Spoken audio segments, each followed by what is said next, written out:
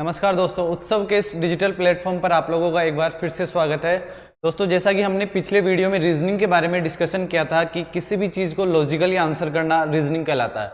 और फिर हमने रीजनिंग को 3 कैटेगरी में कैटेगराइज किया था, वर्बल, नॉन वर्बल और एनालिटिकल रीजनिंग। और दोस्तों, हमारा जो रीजनिंग का सिलेबस रहेगा हम इसी ऑर्डर में कवर करेंगे। पहले जो वर्बल रीजनिंग के टॉपिक से पहले हम लोग वो कवर करेंगे, उसके बाद नॉन वर्बल वाला पार्ट आएगा और लास्ट में एनालिटिकल वाला पार्ट आएगा। तो दोस्तों, इसी कड़ी में हम आज शुरू कर रहे हैं वर्बल रीजनिंग का एक बहुत अच्छा टॉपिक है जिसका नाम है वर्णमाला परीक्षण, अल्फाबेट टेस्ट, जिसमें हम अंग्रेजी की जो अल्फाबेट है ए से लेकर जेड तक 26 अक्षरों की, उसकी डायरेक्शन और पोजीशन पर बेस्ड क्वेश्चन सोल्व करेंगे। तो दोस्तों, जो हमारे टॉपिक का नाम है वर्णमाला, अल्फाबेट, तो आखिर अल्फाबेट होती क्या है? अल्फाबेट का मतलब होता है, देखिए, हर लैंग्वेज की अपनी अल्फाबेट होती है जो कि उस लैंग्वेज के बेसिक सिंबल कहलाते हैं। आप कह सकते हैं कि इकाई चिन्ह कहलाते हैं जिनसे मिलकर कोई लैंग्वेज बनी होती है, वो उस लैंग्वेज की अल्फाबेट कहलाती है। और मैं हिंदी मीडियम वाले बच्चों को बता देना चाहता हूँ कि अल्फाबेट का मतलब केवल ABCD नहीं होता। आप लोगों का क ख ग भी अल्फाबेट है। बेसिकली मैं भी एक टाइम तक जो ABCD का मतलब केवल अल्फाबेट समझता था, नहीं, लेकिन जो हर लैंग्वेज की अपनी अपनी अल्फाबेट होती है। जैसे हिंदी की अल्फाबेट है क ख ग, उसी तरीके से इंग्लिश के अल्फाबेट में 26 लेटर्स है, ए से लेकर जेड तक। तो हमारा जो वर्णमाला परीक्षण है, अल्फाबेट टेस्ट, इसमें इंग्लिश के जो ये अल्फाबेट के 26 लेटर है, इनकी जो पोजीशन और डायरेक्शन पर बेस्ड हम क्वेश्चन सोल्व करना सीखेंगे। तो दोस्तों, टॉपिक में आगे बढ़ने से पहले हम इसके जो अल्फाबेट टेस्ट हमारा जो चैप्टर रहेगा आज का, उसके 2-4 बेसिक्स हैं वो जानने की कोशिश करते हैं। देखिए, किसी भी टॉपिक के बेसिक्स को आप जितना टाइम दोगे उतना क्वेश्चन को सोल्व करने में आपको कम टाइम लगेगा, वरना वही आप लोग क्या करोगे, 20 सेकंड के क्वेश्चन को 1 मिनट में सोल्व करोगे, और जब लास्ट में टाइम कम बचेगा तो जिस क्वेश्चन को एक्चुअल में 1 मिनट देना चाहिए था उसे आप जल्दीबाजी में 20 सेकंड में सोल्व करने की कोशिश करोगे और गलत कर बैठोगे। दोस्तों, इसे ही टाइम मैनेजमेंट बोलते हैं। एक अच्छी तैयारी वही मानी जाती है जिसमें आप लोगों को क्वेश्चन के आंसर के साथ साथ उसका क्वेश्चन की टाइम की जो वैल्यू है वो भी पता होनी चाहिए कि इस क्वेश्चन की कितनी औकात है, कितनी देर में क्वेश्चन सोल्व होना चाहिए था, वही अच्छी तैयारी मानी जाती है। खैर, इस टॉपिक पे बाद में बात करेंगे कभी। तो देखिए, क्वेश्चंस पर जाने से पहले वर्णमाला परीक्षण जो हमारा टॉपिक है, अल्फाबेट टेस्ट, इसके 2-4 बेसिक्स हैं, बेसिक कंसेप्ट हैं, वो पहले सीखना जरूरी है। तो दोस्तों, इस टॉपिक में सबसे जो जरूरी चीज है वो ये रहेगी कि जो अगर मैं अल्फाबेट को लेफ्ट टू राइट ए से लेकर जेड तक नंबरिंग दूं, 26 नंबर जो अल्फाबेट के हैं, अपने 26 अक्षर हैं, उनको अगर लेफ्ट टू राइट नंबरिंग दूं मैं 1 से लेकर 26 तक, तो आप लोगों के लिए सबसे जरूरी चीज है इस टॉपिक में, जो आपके सबसे ज्यादा काम आने वाली है, वो इनकी नंबरिंग को याद रखना। देखिए दोस्तों, ये नंबरिंग आपके अल्फाबेट टेस्ट में तो काम आएगी आएगी, इसके साथ जो कोडिंग डिकोडिंग है, सीरीज वाले क्वेश्चन है, सीरीज वाला चैप्टर है, उसमें भी आपकी नंबरिंग काम आने वाली है।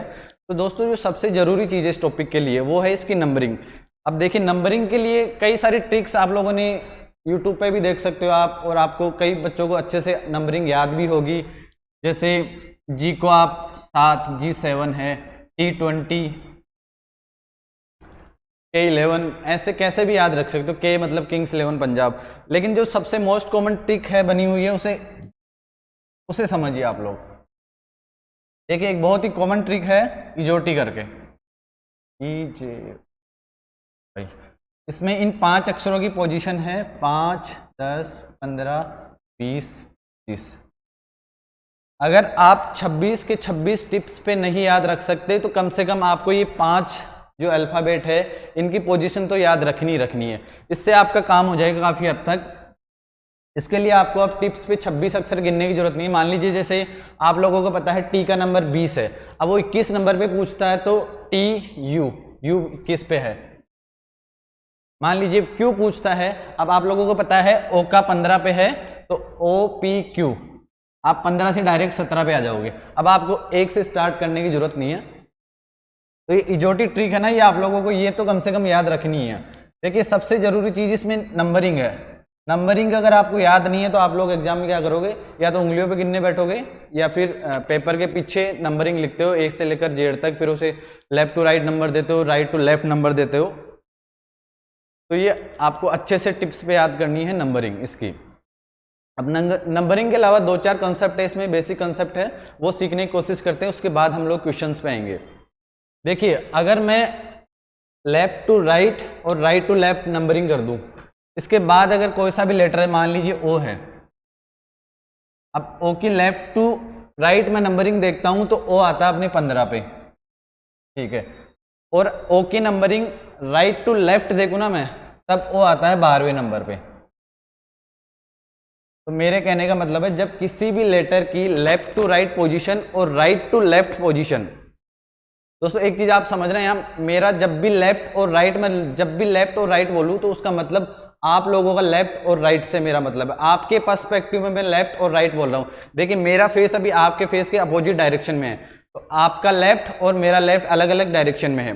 जब मैं बोर्ड की तरफ लिखने के लिए घूमूंगा तो मेरा लेफ्ट और आपका लेफ्ट एक साइड में होगा, आपका राइट और मेरा राइट एक साइड में होगा। तो जब भी मैं लेफ्ट और राइट की बात करूंगा आप लोगों के पर्सपेक्टिव में होगा, आपका लेफ्ट और आपका राइट होगा, हमेशा ध्यान रखना। तो देखिए जैसे मान लीजिए ओ की पोजीशन लेफ्ट टू राइट 15 है और उसी ओ की राइट टू लेफ्ट 12 है, दोनों को ऐड करूंगा तो हमेशा 27 आएगा। तो हमारा कंसेप्ट क्या है, जब भी किसी भी लेटर की लेफ्ट टू राइट और राइट टू लेफ्ट नंबरिंग जो प्लेस वैल्यू है उसे मैं ऐड करूंगा तो हमेशा 27 आएगा। देखिए दूसरा लेटर लेते हैं, एम ले लिए, मान लीजिए एम की लेफ्ट टू राइट, ये लेफ्ट है और ये राइट, एम की लेफ्ट टू राइट पोजीशन है 13 और राइट टू लेफ्ट पोजीशन है 14, 13 प्लस 14 27। इसी तरीके से 26 जो लेटर है, इनको कोई सा भी लेटर आप पुट करके देख सकते हो, उसके लेफ्ट टू राइट और राइट टू लेफ्ट पोजीशन को जब आप ऐड करोगे ना उसका टोटल हमेशा 27 आएगा। तो अब देखिए दोस्तों ये कॉन्सेप्ट आपके कहाँ काम आएगा।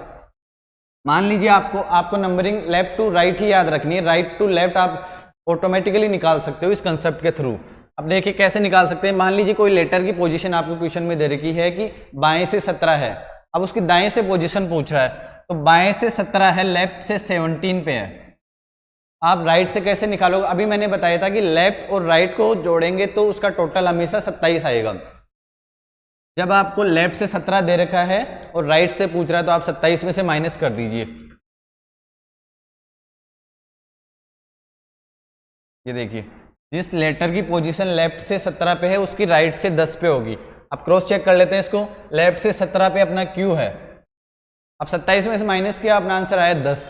अब इसके राइट में से चेक करिए, क्यू राइट में से 10वें नंबर पे। तो ये कॉन्सेप्ट आपका लेफ्ट और राइट में से एक भी मिसिंग हो और दूसरा पूछे तो उसको 27 में से माइनस कर दो, लेफ्ट दे के राइट पूछे तो उसे 27 में से माइनस कर दो, राइट दे के लेफ्ट पूछे आप लोग उसे 27 में से माइनस कर दो।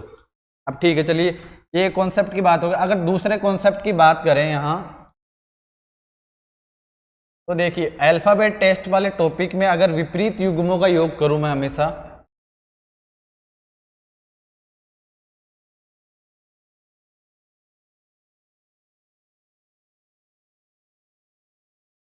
तो विपरीत युग्मों का योग हमेशा 27 आएगा। अब विपरीत युग्म क्या होते हैं, पहले ये चीज सीख लीजिए। अगर मैं लेफ्ट टू राइट मैंने अल्फाबेट लिखी, अब इसी अल्फाबेट के नीचे मैं राइट टू लेफ्ट मतलब विपरीत कर दूं, अल्फाबेट को उल्टी कर दूं, जेड से शुरू करके ए तक, तो जो ए के नीचे लेटर आएगा वो ए का विपरीत अक्षर होगा, बी के नीचे जो लेटर आएगा वो बी का विपरीत लेटर होगा, सी के नीचे जो लेटर आएगा वो सी का विपरीत लेटर होगा। जब इन दोनों युग्मों को जोड़ूंगा मैं, दोनों लेटर्स को जोड़ूंगा, इनकी पोजीशन जोड़ूंगा तो इनका टोटल भी हमेशा 27 आएगा। जैसे ए 1 नंबर पे है, जेड 26 पे होता है, हमेशा 27 आएगा। सीधी लिखने के बाद अगर मैं विपरीत क्रम में लिख दूं तो जो सीधी जो पोजीशन थी हमारी अल्फाबेट की उसके जस्ट नीचे जो लेटर आएगा वो उसका विपरीत युग्म होगा। ठीक है, ये तो रही विपरीत युग्म। अब दो कॉन्सेप्ट बने अपने यहाँ, लेफ्ट टू राइट और राइट टू लेफ्ट पोजीशन को ऐड करूंगा उसका योग हमेशा 27 आएगा और विपरीत युग्मों का योग भी हमेशा 27 आएगा। ठीक है, चलो ये 2-3 कॉन्सेप्ट है जो आपको याद रखने हैं। अब देखिए हम लोग क्वेश्चंस पे आते हैं। दोस्तों जो अल्फाबेट वाला अपना जो टॉपिक है अल्फाबेट टेस्ट वाला, उसमें मैक्सिमम वेराइटी के 7 से 8 वेराइटी के क्वेश्चंस बनते हैं, वो सारे हम लोग यहाँ कवर करेंगे और उन्हें अलग अलग ट्रिक्स से सॉल्व करने की कोशिश करेंगे। और ट्रिक्स को हम देखिए अच्छी ट्रिक्स वही मानी जाती है जिसका आपका फॉर्मेशन पता हो, कि कन्वेंशनल जो आपका मेथड है, परंपरागत मेथड है, उसी से ट्रिक बनती है हमेशा। और अगर आप लोगों को उस ट्रिक का फॉर्मेशन पता है कि कैसे बनी है तो वो लॉन्ग टर्म में आप लोगों को याद रहेगी, जल्दी से भूलोगे नहीं उसको। तो देखिए पहले हम लोग कन्वेंशनल मेथड से क्वेश्चन सोल्व करने की कोशिश करेंगे, उसके बाद जो ट्रिक्स बनी है उनसे क्वेश्चन सोल्व करेंगे। दोस्तों इस टाइप के क्वेश्चन से पहले मैं आप लोगों को एक 4 लाइन का कॉन्सेप्ट बता रहा हूँ। 4 लाइन का कॉन्सेप्ट है, वो आप लोग इससे 5 सेकंड में, मात्र 5 सेकंड में क्वेश्चन सोल्व कर दोगे। इस टाइप के जितने भी क्वेश्चन आएंगे आप लोग 5 सेकंड में सोल्व कर दोगे। लेकिन उससे पहले हम लोग कन्वेंशनल मेथड से सीखेंगे, उसके बाद उस ट्रिक्स पे आएंगे। तो दोस्तों देखिए, इस प्रकार के क्वेश्चन में आपको 4 लाइन का कॉन्सेप्ट याद रखना है। अगर लेफ्ट और लेफ्ट या फिर राइट और राइट दे रखा हो तो आप लोगों को बड़े नंबर में से छोटा नंबर माइनस करना है। राइट और लेफ्ट दे रखा हो या फिर लेफ्ट और राइट दे रखा हो तो आप लोगों को दोनों को जोड़ना है। ठीक है, कैसे लेफ्ट और लेफ्ट कैसे काम आएगा, राइट और राइट कैसे काम आएगा, तो देखिए अपना पहले क्वेश्चन पे अपन जाते हैं। पहले कन्वेंशनल मेथड से इसे सोल्व करेंगे। अंग्रेजी वर्णमाला में बाएं से 11वें अक्षर के बाएं 5वां अक्षर कौन सा होगा। ठीक है, बाएं से 11वां, बाएं से 11वां अपना के है। अब बोल रहा है कि बाएं से 11वें अक्षर के फिर बाएं 5वां, यहां तक आ गए 11 पे के है, के से बाएं 5, बाएं 1 2 3 4 5, एफ अपना आंसर आ रहा है। ठीक है, एफ जो अपना कन्वेंशनल मेथड है उससे अपना एफ आंसर आ गया। ठीक है, लेकिन एग्जाम में कन्वेंशनल मेथड लिखने थोड़ा ना बैठोगे, इससे जो ट्रिक बनी है ना, इससे जो ट्रिक का फॉर्मेशन हुआ है उससे हम क्वेश्चन सोल्व करते हैं। मैंने बताया था जब डायरेक्शन सेम डायरेक्शन हो, मतलब लेफ्ट और लेफ्ट दे रखा हो, राइट और राइट दे रखा हो, तो बड़ी में से छोटी को माइनस करना है। यहाँ लेफ्ट है, यहाँ लेफ्ट है, मतलब 11 में से 5 है, 6 पे कौन होता है, एफ अपना आंसर आ गया। अब देखिए इसको जस्टिफाई करते हैं ट्रिक को कन्वेंशनल मेथड से। कैसे, पहले 11 पे आए आप लोग, 11 पे आने के बाद फिर पीछे गए आप, पीछे मतलब बैक माइनस, फिर पीछे गया 5 माइनस गए 6 पे, 6 पे अपना आंसर आ गया। देखिए ये जो ट्रिक बनी है इसे आप 2 तरीके से कर सकते हो, 2 तरीके से काम में ले सकते हो। कैसे, लेफ्ट और left, right left, left right. अगर आप लोगों को ये एक ही जो स्टेप है वो अगर काम में लेनी है तो सबसे पहले आप लोग क्या करोगे, जहां भी राइट दिख रहा है उसको लेफ्ट कर दो। अब राइट को लेफ्ट कैसे करना है, मैंने आपको पिछली स्लाइड में बताया था कि जब भी लेफ्ट देकर राइट पूछे 27 में से माइनस कर दो, राइट देकर लेफ्ट पूछे उसे भी 27 में से माइनस कर दो। हमने सीखा है, क्योंकि दोनों का योग लेफ्ट टू राइट और राइट टू लेफ्ट पोजीशन का योग हमेशा 27 होता है, हमने सीख लिया। तो जहां भी राइट दिख रहा है आप उसको लेफ्ट कर दो, क्योंकि हमें तो अल्फाबेट की नंबरिंग लेफ्ट से याद है, राइट से तो हमने याद ही नहीं की, तो उसकी जरूरत भी नहीं है याद करने की आप लोगों को। देखिए कैसे नहीं है, आप आगे वाले क्वेश्चन में चलते हैं हम। अंग्रेजी वर्णमाला में दाएं से 26वें अक्षर के दाएं 12वां अक्षर कौन सा होगा। अब इसे पहले कन्वेंशनल मेथड से करेंगे हम लोग। ठीक है, दाएं से 26वां अक्षर, ये दाएं है, ये राइट पोजीशन है और ये लेफ्ट है। दाएं से 26वां, दाएं से 26वां हो गया, हमने नंबरिंग दे रखी ए। अब दाएं से 26वें अक्षर के दाएं 12वां, इससे 12वें पे जाते हैं, 1 2 3 4 एम। कन्वेंशनल मेथड से हमने चेक किया, अपना आंसर आ रहा है एम। अब इसे ट्रिक से सोल्व करते हैं। ट्रिक हमने क्या बनाई थी, लेफ्ट लेफ्ट, राइट राइट, तो बड़ी में से छोटी माइनस होगी। यहाँ बड़ी 26 माइनस 12 14। अब 14 पे तो एन है, जबकि अपना आंसर आ रहा है एम। तो देखिए आप लोग हल्की सी मिस्टेक कर रहे हो, ये 14 आया है राइट साइड से, राइट साइड से 14 आया ना कि लेफ्ट से। हमें तो राइट से याद ही नहीं, अब लेफ्ट कैसे निकालेंगे, 27 में से 14 माइनस किया 13 अपना आंसर आ गया। देखिए 13 पे एम है, एम अपना आंसर है। ठीक है, अब मैंने इस ट्रिक के बारे में बताया था कि आप इसे 2 तरीके से काम में ले सकते हो। 2 तरीके से कैसे, या तो जैसे बता रखा है वैसे आप ऐड या माइनस कर दो। अगर ऐसा नहीं करना चाहते आप, ये कंफ्यूजिंग है थोड़ा सा, आपको इसमें क्या है कि डायरेक्शन हमेशा पता याद रखनी होगी कि लेफ्ट से हमने शुरू किया था या राइट से। जैसे इस क्वेश्चन में हमने राइट से शुरू किया था, राइट से शुरू किया था, अपना 14 आ गया। अब जल्दीबाजी में इसमें गलत होने के चांसेस कैसे रहते हैं, 14 पे आप लोग क्या करते हो, जल्दीबाजी में एन आंसर कर दोगे। लेकिन एन तो अपना जो ये 14 आया ना दोस्तों, ये तो आपका राइट से आया, जबकि अपना आंसर आना चाहिए लेफ्ट से, क्योंकि हमें तो लेफ्ट से याद है। तो जब राइट में आ रहा है तो उसे 27 में से माइनस करके आप लेफ्ट बना सकते हो। आप लोगों को अच्छे से अभी मैंने सिखाया पिछले थोड़ी देर पहले। तो 27 में से जब 14 को माइनस करेंगे तो 13, अब जो 13 आया ना वो लेफ्ट से है, 13 लेफ्ट से 13 अपना एम आंसर है। ठीक है, हो गया। अब अगले क्वेश्चन पे चलते हैं हम लोग। अगले क्वेश्चन पे चले, अगर अगले क्वेश्चन में दे रखा है अंग्रेजी वर्णमाला में दाएं से 20वें अक्षर के बाएं पांचवा, दाएं से 20वें अक्षर के बाएं पांचवा। पहले कन्वेंशनल मेथड से अपन करते हैं इसको। दाएं से 20वां अक्षर कौन सा हो गया? दाएं से 20वां अक्षर हो गया जी। 20वें अक्षर के बाएं पांचवा, बाएं पहला, दूसरा, तीसरा, चौथा, पांचवा, ठीक है, बी अपना आंसर आ रहा है कन्वेंशनल मेथड से। अगर कन्वेंशनल मेथड को इसको लिखे बिना अल्फाबेट को अपन करें तो हमने एक कॉन्सेप्ट सीखा था कि जब भी डिफरेंट साइड्स आए, मतलब लेफ्ट और राइट आए ना, राइट और लेफ्ट आए, तो उसको हमेशा ऐड कर दो। तो 20 और 5 25 आ गया। 25 पे हमें याद है y होता है, लेकिन 25y कब होगा? जब लेफ्ट से अपन स्टार्ट करेंगे, लेकिन अपन ने राइट से स्टार्ट किया, राइट से स्टार्ट किया तो 25 आता है b राइट से, लेकिन हमें राइट से पोजीशन याद नहीं है, हमने तो लेफ्ट से याद की थी। तो राइट को लेफ्ट कैसे बनाएंगे? 27 में से माइनस कर दो, 2 आ गया। अब 2 तो हमें अच्छे से याद है, 2 नंबर पे b होता है, तो अपना आंसर हो गया बी अपना आंसर हो गया। तो पहले हमने कन्वेंशनल मेथड से क्वेश्चन सोल्व किया, फिर इस ट्रिक से मेथड सोल्व किया, और इसको क्रॉस चेक करते हैं तो अपना आंसर आता है बी। ठीक है, तो इस तरीके के क्वेश्चंस को केवल 4 लाइन का कॉन्सेप्ट है आपका। सेम डायरेक्शन दे रखी हो तो बड़ी में से छोटी को माइनस कर दो, डिफरेंट दे रखी हो तो दोनों को ऐड कर दो। बशर्ते आपको याद रखना है केवल कि हमने किस साइड से स्टार्ट किया है। राइट से स्टार्ट किया अगर क्वेश्चन ने एग्जामिनर ने, तो आपको उसे लास्ट में चेंज करना है या फिर पहले चेंज कर दो। अब पहले चेंज नहीं करते तो आप लोगों को लास्ट में उसे चेंज करना है। लास्ट में चेंज कैसे करना है? कि पोजीशन राइट से आ रही है तो उसे लेफ्ट में कन्वर्ट कर दो आप 27 में से माइनस करके, इजीली हो जाएगा आपका। अब अगले क्वेश्चन पे चले। देखिए अगला क्वेश्चन दे रखा है कि अंग्रेजी वर्णमाला में से दाएं से 5वां, राइट से 5वां और बाएं से 12वां अक्षर के ठीक मध्य कौन सा अक्षर होगा?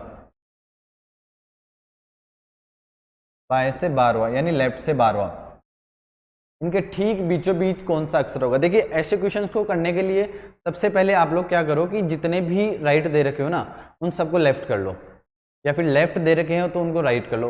मतलब एक डायरेक्शन से स्टार्ट करो क्वेश्चन को आप लोग। एग्जामिनर क्या डिफरेंट डायरेक्शन देगा ऐसे क्वेश्चन में, आप लोगों को उसे एक डायरेक्शन में करना है। एक डायरेक्शन में कैसे करना है? यहाँ दाएं से 5वां, अब दाएं से 5वां कौन सा होगा? जो कि बाएं से 22वां होगा। 27 में से माइनस कर दो यार, 22। लेफ्ट से 22 पे अपना v होता है, चलो ठीक है, इसको हमने यहाँ कन्वर्ट कर दिया। जो कि राइट से 5वें पे है वो लेफ्ट से 22वें पे होगा। ठीक है, लेटर अपना वही है, खाली अपनी पोजीशन चेंज हुई है डायरेक्शन के बेस पे। पहले राइट से दे रखा था, हमने इसको लेफ्ट से कर दी। लेफ्ट क्योंकि हमें लेफ्ट से अच्छे तरीके से याद है इनकी पोजीशन है। अब बोल रहा है कि बाएं से 12वां अक्षर, बाएं से 12वां अक्षर एम हो गया, सॉरी एल हो गया। अब इसके पूछने का मतलब है कि जो एल है और जो वी है, इन दोनों के ठीक बीच में कौन सा अक्षर होगा? अब देखिए किसी भी जो नॉन कंटिन्यूस नंबर है उनके जो बीच का नंबर ज्ञात करने के लिए हम उसके एवरेज निकालते हैं, उस 2 नंबर्स का एवरेज निकालते हैं, वो उसका बीच का नंबर होता है। इसी तरीके से हम यहाँ एवरेज निकालेंगे और बीच का नंबर हमें पता लग जाएगा। 12 + 22 डिवाइडेड बाई 2 17। बीच का नंबर कैसे निकलता है? दोनों को ऐड करके 2 का भाग दे दो, वो बीच का नंबर आ जाएगा। जब हमने ऐसा किया तो हमारा आंसर आया 17। अब 17 पे कौन सा लेटर है? 17 पे लेफ्ट से है अपना Q, तो अपना आंसर हो गया Q। ठीक है, ये इन 2 जो लेटर्स दे रखे हैं ना क्वेश्चन में, इन दोनों के ठीक बीचों बीच है, इधर और इधर, बीच में 4 है, इधर भी 4 है, ठीक बीचों बीच में हो गया ये क्वेश्चन। ठीक है, अब नेक्स्ट क्वेश्चन पे चलते हैं हम लोग। यदि प्रेजेंटेशन शब्द में प्रथम एवं द्वितीय अक्षर को आपस में बदल दिया जाए, तृतीय और चतुर्थ को आपस में बदल दिया जाए और आगे भी परिवर्तन का यही क्रम जारी रहे, तो परिवर्तन के बाद दाएं से 5वां अक्षर कौन होगा? राइट टू 5th लेटर कौन सा होगा आपका? देखिए जो प्रेजेंटेशन है उसमें बोल रहा है कि पहले को दूसरे से इंटरचेंज कर दो, तीसरे को चौथे से, 5वें को छठे से और सो ऑन। आगे भी मतलब आपको ऐसा ही परिवर्तन कायम रखना है। तो देखिए RP हो जाएगा, P और R इंटरचेंज कर दिया, E और S को इंटरचेंज करो, SE हो जाएगा, E और N को करो, NE हो जाएगा, T और A को करो, A और T हो जाएगा, T और I को IT हो जाएगा, ऐसे N और O को करो, N हो जाएगा। अब ये अपन ने चेंज कर दिया। इसके बाद एग्जामिनर पूछ रहा है कि राइट से 5वां, राइट मतलब आप लोगों का राइट, ये वाला राइट, पहला, दूसरा, तीसरा, चौथा, 5वां, ये अपना आंसर आ गया। ठीक है, देखिए रीजनिंग के जो रीजनिंग जो सब्जेक्ट है उसमें क्वेश्चन जो बनता है ना वो एक तरीके से आंसर ही होता है। आंसर कैसे होता है कि जैसा जैसा आपको एग्जामिनर बोल रहा है जो आपका क्वेश्चन है, आप अगर उस डायरेक्शन में जाते जाते हो ऑटोमेटिकली आपका आंसर तैयार हो जाता है। जैसा कि हमने पिछले क्वेश्चन में करा, पहले बोल रहा है कि पहले को दूसरे से, तीसरे को चौथे से, पांचवें को छठे से इंटरचेंज कर दो, हमने इंटरचेंज कर दिया, ठीक है। उसके बाद बोल रहा है कि दाएं से पांचवा लेटर अपना आ गया टी। तो देखिए रीजनिंग के जो क्वेश्चन होते हैं वो अपने आप में एक आंसर होते हैं, जिसे थोड़ा सा कॉमन सेंस से आप आसानी से सोल्व कर सकते हो। कोई बड़ी टफ लैंग्वेज नहीं है रीजनिंग की। देखिए अगला क्वेश्चन पे अगर जाते हैं तो बोल रहा है कि शब्द एप्पल में ऐसे कितने अक्षर युग्म है जिनके बीच उतने ही अक्षर है जितने अंग्रेजी वर्णमाला में उनके बीच होते हैं। देखिए ऐसे क्वेश्चन के लिए आप क्या करोगे, पहले उस वर्ड को लिख लो, वर्ड को लिखकर उनके ऊपर नंबरिंग डाल दो। जैसे अंग्रेजी वर्णमाला में लेफ्ट टू राइट हमें नंबरिंग याद की थी थोड़ी देर पहले, ए 1 नंबर पे है, पी, अब पी कैसे, इजोटी वाली ट्रिक में ओ 15 पे आता है, ओ पी 15 16 पे, फिर पी 16 पे, एल हमें याद नहीं है, लेकिन इजोटी वाली ट्रिक में ई जे ओ टी वाई, जे 10वें नंबर पे था, के एल 11 12 पे है, ई तो हमें याद है, ए बी सी डी ई 5 तो सबको याद होते हैं। देखिए स्टार्टिंग के 5 सबको याद होते हैं, लास्ट के 3 सबको याद होते हैं, X Y Z A B C D E. Problem आती है बीच में, तो ई अपने 5वें पे है। अब इसके कहने का मतलब है क्वेश्चन जो हमारा क्वेश्चन है वो कह रहा है कि ऐसे कितने अक्षर युग्म हैं जिनके बीच उतने ही अक्षर हैं जितने अंग्रेजी वर्णमाला में एक्चुअल में होते हैं। इसके कहने का मतलब है कि पहले ए और पी को चेक करें, अगर ए और पी में अंग्रेजी वर्णमाला में 14 अक्षर होते हैं, क्योंकि ए 1 पे है, पी 16 पे, इनके बीच में 14 लेटर्स और होते हैं, जबकि यहाँ एक भी लेटर नहीं है, ये भी नहीं होगा। दूसरा चेक करें ए और सेकंड पी, अब मैंने अभी चेक किया था कि 14 लेटर्स होते हैं, जबकि यहाँ एक है, तो ये भी नहीं होगा। ए और एल को करें, ठीक है, ए और एल को करते हैं, एल हमें पता है 12वें नंबर पे होता है, ए पहले पे होता है, जबकि यहाँ 2 लेटर है, अंग्रेजी वर्णमाला में इनके बीच में होते हैं 10, तो ये भी नहीं होगा। ए को फिर ई से करते हैं, यहाँ पर 3 लेटर है और अंग्रेजी वर्णमाला में भी ए और ई के बीच में 3 आते हैं, बी सी डी, एक अपना आंसर ये हो गया, ठीक है, एक मिल गया। अब दूसरा चेक करते हैं, पी को पी से करते हैं। देखिए पी को पी से चेक करा, हाँ जी मैम, जब पी को पी से चेक करते हैं तो अंग्रेजी वर्णमाला में पी की पोजीशन होती है लेफ्ट टू राइट 16, यहाँ 16 है, कोई इनका कंपैरिजन नहीं होगा। दूसरा पी को एल से करें, अंग्रेजी वर्णमाला में पी और एल के बीच में 3 लेटर होते हैं, जबकि यहाँ 1 लेटर है। पी को ई से किया, अंग्रेजी वर्णमाला में 10 लेटर होते हैं, जबकि यहाँ पर केवल 2 है। तो दोस्तों हमारा जो कॉम्बिनेशन बनेगा वो केवल एक पेयर ऐसा होगा जिसमें उतने ही अक्षर है जितने अंग्रेजी वर्णमाला में होते हैं, वो पेयर है अपना ए और ई। इस पूरे शब्द में केवल एक पेयर ऐसा है जिसमें उतने ही लेटर उनके बीच में है जितने अंग्रेजी वर्णमाला में होते हैं, तो अपना आंसर आ गया 1। अब अगले क्वेश्चन पे चलते हैं। ओरिएंटेशन शब्द के दूसरे, चौथे, 7वें और 8वें अक्षर, एक अक्षर का सिर्फ एक बार प्रयोग करें अगर, तो अक्षरों से कितने अर्थपूर्ण शब्द बनाए जा सकते हैं।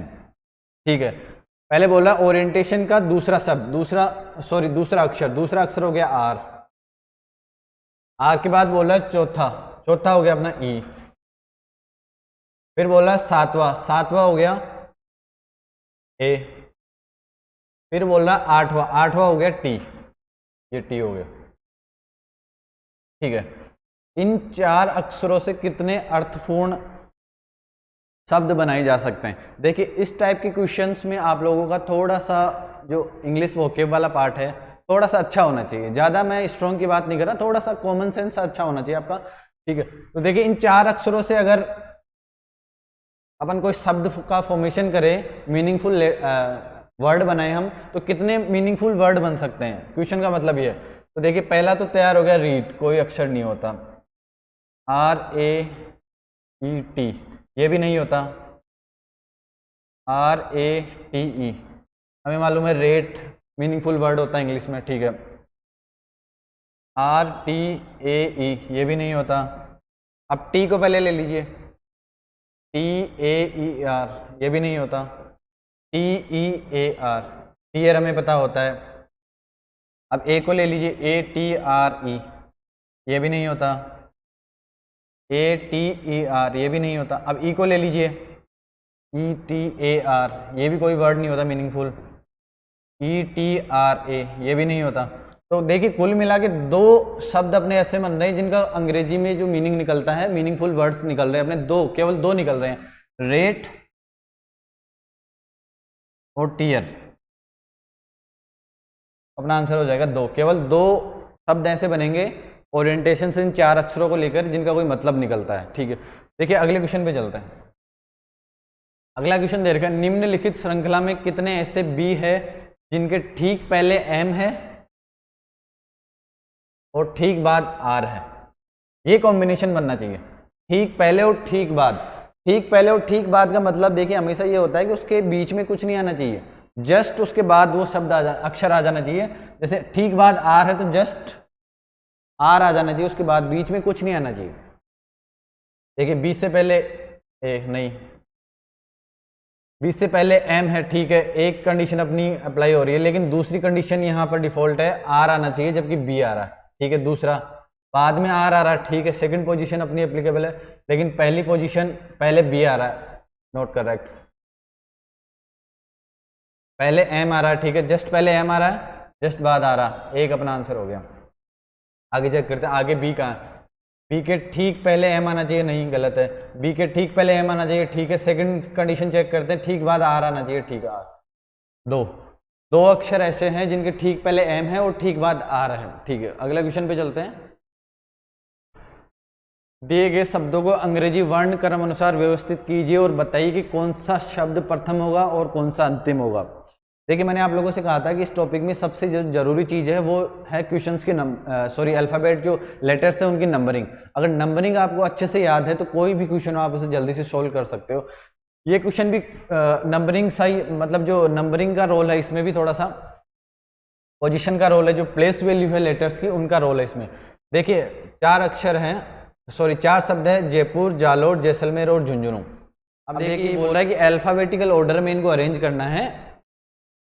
तो जे सबसे पहला लेटर है जे, ठीक है, जे से कोई कंपैरिजन नहीं कर सकते क्योंकि चारों में जे है। उसके बाद सेकंड लेटर पे आता है, सेकंड लेटर है जयपुर में ए, इसमें भी ए, जैसलमेर में भी ए, लेकिन झुंझुनू में एच है। एच हमें पता है, एच 8वें नंबर पे आता है जबकि ए पहले पे आता है। तो ऑटोमेटिकली जो हमारा सबसे लास्ट वाला जो वर्ड होगा वो झुंझुनू होगा, हमें पता लग गया। अब चलिए ठीक है, अब इसको निकाल दो बाहर। अब हमें तीन को कंपेयर करना है, तीन को कंपेयर करना है। तीन में भी हमने दो लेटर तो कंपेयर कर लिया, अब तीसरे लेटर पे आते हैं। दो लेटर जब कंपेयर करें तो हमें पता नहीं चल रहा कि कौन सा पहले आएगा कौन सा बाद में, क्योंकि सेम है, दोनों लेटर तीनों वर्ड में सेम है। अब थर्ड पे आते हैं, जयपुर में आई है, आई की पोजीशन हमें पता है कि लेफ्ट से हमें पता है कि आई नो 90 नंबर पे होता है। जैसलमेर में भी आई है, 90 पे होता है। जालोर में एल है, एल हमें पता है 12वें नंबर पे होता है। ठीक है, जब सबसे लास्ट वाला हमारा पहले ऑलरेडी निकल चुका है तो अब जालोर का कोई महत्व नहीं, क्योंकि हमें सबसे लास्ट वाला और सबसे पहले वाला आंसर करना है। अब इन दो में कंपैरिजन करें। अब थर्ड लेटर भी सेम है, फोर्थ लेटर पे आते हैं, पी, पी हमें पता है 16 पे होता है, 16वें नंबर पे होता है, जबकि एस हमें पता है 20वें नंबर पे होता है। 16 और 20, पहले कौन सा आता है 16, तो अपना आंसर हो गया ए। सबसे पहले हमारा आएगा जयपुर और सबसे लास्ट में आएगा अपना झुंझुनू। तो जयपुर का ऑप्शन है ए, झुंझुनू का है डी, तो हमारा आंसर हो गया ए डी, फोर्थ आंसर हो गया अपना।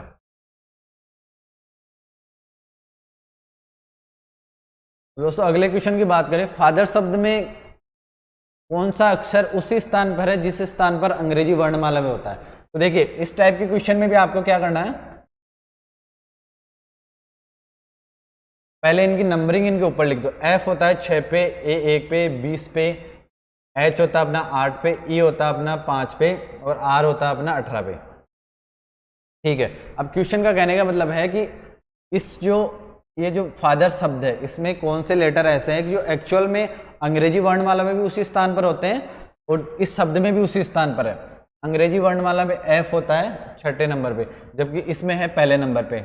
ए होता है अंग्रेजी वर्णमाला में पहले पे, जबकि इसमें है दूसरे नंबर पे। टी होता है अल्फ़ाबेट में 20वें नंबर पे, जबकि अपने जो ये वर्ड है उसमें है तीसरे नंबर पे।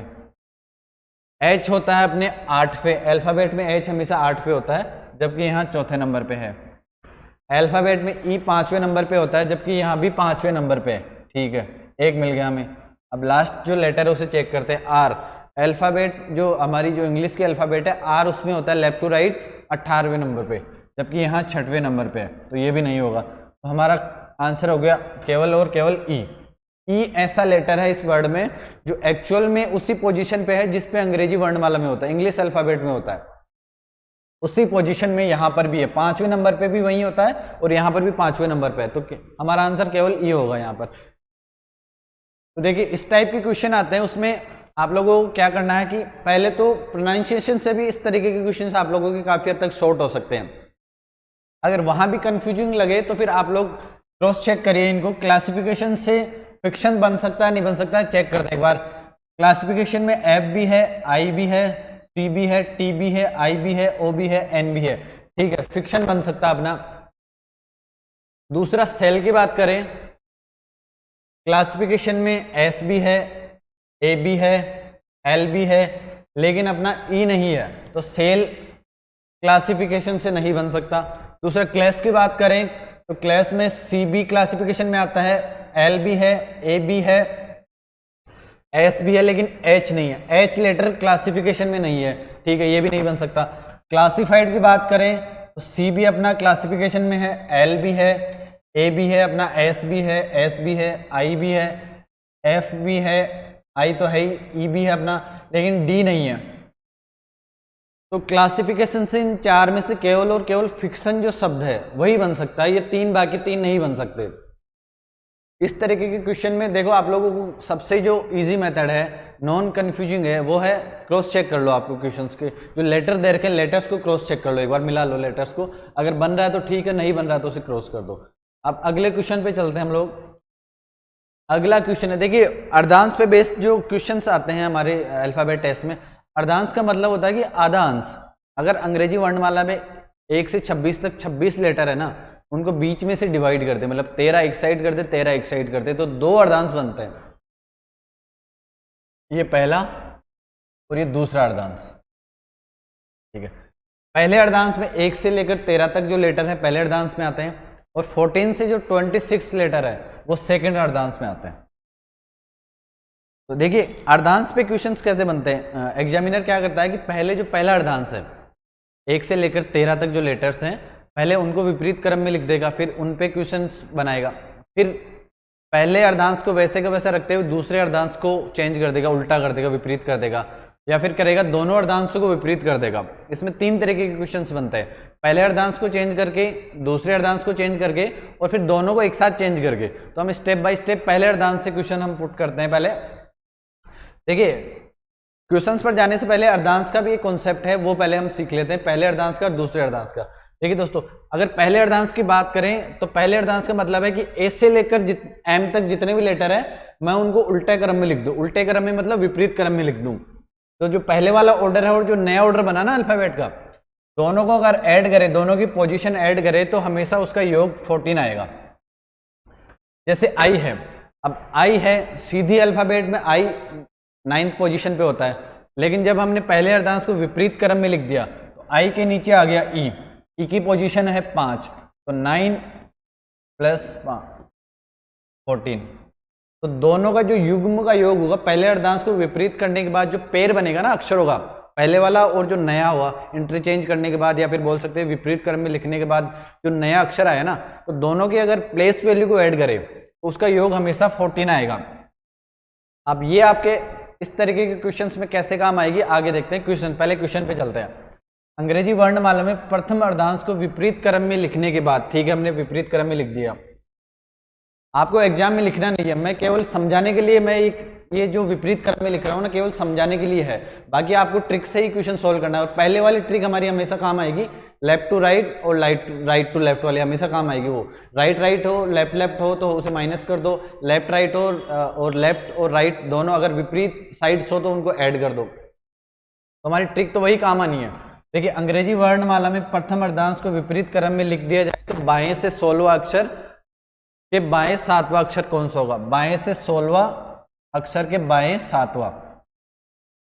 लेफ्ट लेफ्ट दे रखा, हमने क्या कॉन्सेप्ट सीखा था, जब भी सेम डायरेक्शन हो, लेफ्ट लेफ्ट राइट राइट, तो उसे बड़ी में से छोटी को माइनस कर दो। 16 माइनस 7 9, ठीक है 9 अपना आंसर आ रहा है। लेकिन 9 हमें पता है 9 पे आई होता है, लेकिन आई कब होता है, जब सीधे क्रम में अल्फाबेट लिखियो ए से लेकर जेड तक लेफ्ट टू राइट लिखियो, जब अपना आंसर 9 का मतलब हो गया आई आ रहा है। लेकिन क्वेश्चन ने पहले ही बोल दिया कि प्रथम अर्धांश को विपरीत क्रम में लिख दिया जाए, और आई हमेशा प्रथम अर्धांश में आता है क्योंकि 1 से 13 तक के जो लेटर है प्रथम अर्धांश में माने जाते हैं। अब सीधे क्रम में तो आई अपना आंसर आ जाता, ठीक है, अगर सीधा सीधा क्वेश्चन दे रखा है सीधा साधा तो आई अपना आंसर आ गया क्योंकि 9वें नंबर पे आई होता है। लेकिन एग्जामिनर बोल रहा है कि पहले अर्धांश को हमने विपरीत क्रम में लिख दिया, विपरीत क्रम में लिख दिया तो आई के सामने कन्वेंशनल मेथड से अगर चेक करें, लिखकर चेक करें तो आई के सामने ई आ रहा है। तो हमने अभी थोड़ी देर पहले सीखा था कि विपरीत युग्म है ना अर्धांश में, इंटरचेंज करने के बाद विपरीत युग्मों का योग 14 होता है। अब विपरीत का योग 14 होता है, तो अगर इन दोनों का योग 14 है तो ये क्वेश्चन में दे रखा हो और ये पूछे तो हम 14 में से माइनस कर देंगे, ये दे रखा हो और ये पूछे तो 14 में से माइनस कर दे। अब अपना आंसर आई आ रहा है, सीधी अगर अंग्रेजी वर्णमाला लिखी हुई तो आई आंसर आ रहा है, लेकिन उसने प्रथम अर्धांश को विपरीत कर दिया, तो अब आई के जो जस्ट सामने लेटर है वो कैसे निकालेंगे हम, 14 में से माइनस कर देंगे। अब 9 आ रहा है तो 14 में से 9 को माइनस कर दिया, 5 आ रहा, 5 पे ई होता है तो अपना आंसर ई आ जाएगा। यहाँ पर आई अपना आंसर नहीं आएगा, ई अपना आंसर आएगा क्योंकि हमने प्रथम अर्धांश को पहले ऑलरेडी विपरीत क्रम में लिख दिया, ठीक है। ये तो प्रथम अर्धांश की बात हो गई। अब अगले क्वेश्चन पे चलते हैं। अगला क्वेश्चन दे रखा सेकंड अर्धांश, मतलब जो सेकंड हाफ है उसे विपरीत क्रम में लिख दिया। तो देखिए पहले अर्धांश के लिए हमने सीखा था कि विपरीत युग्मों का योग 14 होता है, लेकिन जब सेकंड अर्धांश की बात करें तो यहाँ विपरीत युग्मों का योग 40 होता है, 40 होगा। आप क्रॉस चेक, जैसे आर के सामने वी है, आर का नंबर है 18, वी का नंबर है 22, दोनों का योग हमेशा 14 आएगा, सॉरी 40 आएगा। देखिए इसमें तीन चीजें आपको, तीन जो नंबर है वो याद रखनी, 27, 14 और 40। 27 कब होगा, जब लेफ्ट टू राइट और राइट टू लेफ्ट, अगर सीधी अल्फाबेट अगर सीधे क्रम में लिखी हुई है लेफ्ट टू राइट, तो लेफ्ट टू राइट और राइट टू लेफ्ट दोनों की पोजीशन का योग करेंगे तो 27 आएगा। जब प्रथम अर्धांश को विपरीत क्रम में लिख देते हैं तो दोनों का जो विपरीत युग्म बनेंगे ना, सीधी लैंग्वेज में और उल्टी लैंग्वेज में, दोनों का योग हमेशा 14 आएगा। और जब सेकंड अर्धांश की बात करें ना तो विपरीत युग्म का योग जो आएगा हमेशा 40 आएगा। आपको तीन नंबर याद रखने, 27, 14 और 40, ठीक है। देखिए जब सेकंड अर्धांश को विपरीत क्रम में लिख देते हैं तो इसका क्वेश्चन कैसे बनता है सीखते हैं एक बार। दूसरे अर्धांश को विपरीत क्रम में लिख दिया जाए तो बाएं से 70वां अक्षर और दाएं से 5वां, लेफ्ट से 70वें के दाएं 5वां सीखा था। लेफ्ट और राइट विपरीत डायरेक्शन आई तो ऐड कर दो, ठीक है, ऐड कर दिया। 17 प्लस 5 22 पे होता है, हमें पता है वी होता है, लेकिन वी कब होता है, जब अल्फाबेट सीधी लिखी हुई हो, सीधे क्रम में लिखी हो। लेकिन एग्जामिनर पहले बोल रहा है कि सेकंड अर्धांश है ना, उसे हमने पहले ही विपरीत क्रम में लिख दिया, तो हमें पता है विपरीत युग्मों का योग सेकंड अर्धांश की बात करें तो 40 होता है।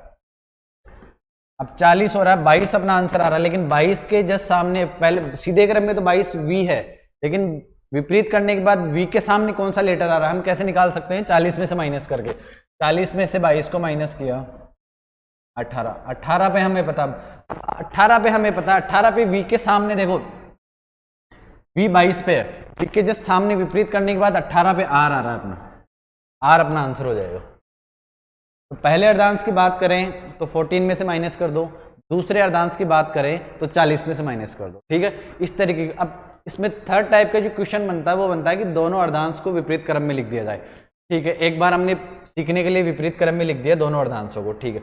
अब क्वेश्चंस में आते हैं, दोनों अर्धांशों को विपरीत क्रम में लिख दिया जाए तो दाएं से 13वें अक्षर के दाएं 5वां अक्षर कौन होगा, दाएं से 13वें अक्षर के दाएं 5वां अक्षर कौन सा होगा। हमें पता है सेम डायरेक्शन दे रखी हो तो माइनस करते हैं बड़ी में से छोटी को, ठीक है, बड़ी में से छोटी को माइनस कर दिया, 13 माइनस 5,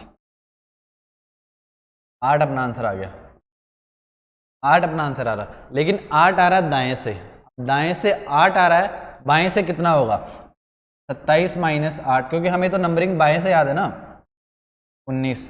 अब 19th पे कौन सा होता है, एस होता है 19 पे जब सीधे क्रम में अल्फाबेट लिखी हो, लेकिन क्वेश्चन ने पहले उल्टा क्रम में लिख दिया, इसको पहले ही उल्टे क्रम में लिख दिया। तो जब 19 आ रहा है, 19 हमें पता है सेकंड हाफ में आता है, 19 दूसरे अर्धांश में आता है। ये कैसे पता लगा? पहले अर्धांश में केवल और केवल 13 तक आता है, दूसरे अर्धांश में 14 से लेकर 26 तक के जो लेटर है वो दूसरे अर्धांश में आते हैं। अब 19 आ रहा है दूसरे अर्धांश में, 19 दूसरे अर्धांश में आ रहा है, लेकिन ये जब सीधे क्रम में अल्फाबेट लिखी हो तभी 19 आ रहा है। अब पहले उल्टे क्रम में हमने विपरीत क्रम में लिख दी, तो जब सेकंड अर्धांश की बात करते हैं तो हमेशा 40 आता है।